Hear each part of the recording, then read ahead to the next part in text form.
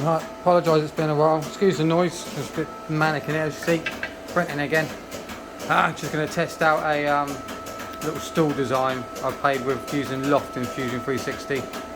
It's coming out right. I think I've got about another 45 minutes on this, maybe an hour, and then that should be done.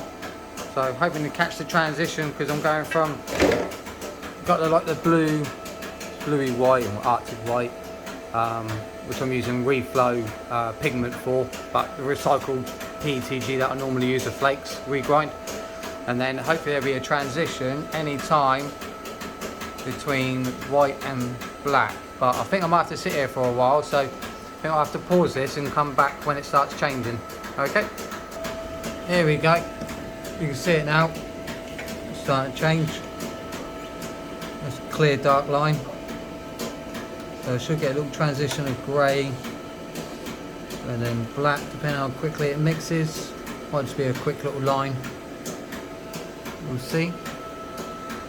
On to the next pause. There we go, second go round. Slightly darker grey.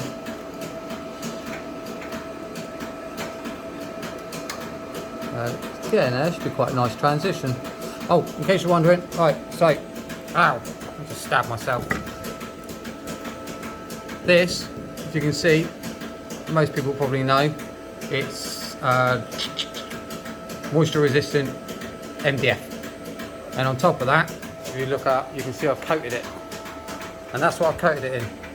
PETG sticks to this like, well, pun, glue. But yeah, it sticks absolutely great. I've got no lifting, as you can see. I've had a couple of cracks, but nothing started to actually lift at all yet.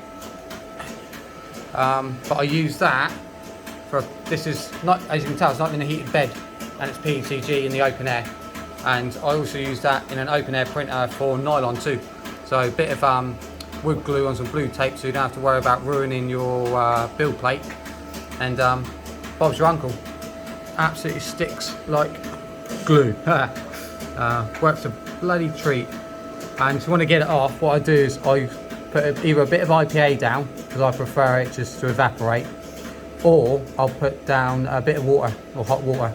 So what I do is that'll soften the glue again, and it takes a little bit of time for large prints especially, but it softens the glue again and you can just put it off.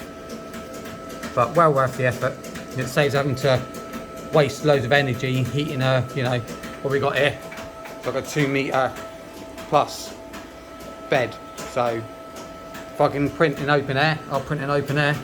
It's not been filled with anything other than the pigment I got from Reflow, or Masterbatch, like some people say, and that's it. So just the standard PETG that I normally use, as you can see, and I'm still using my trusty funnel. So it's just a blue PETG this time. It's just a regrind. As you can see, just normal regrind flakes, not pellets, and then obviously what's in there is a Masterbatch pigment. And that's it. So come back to you when this thing's done.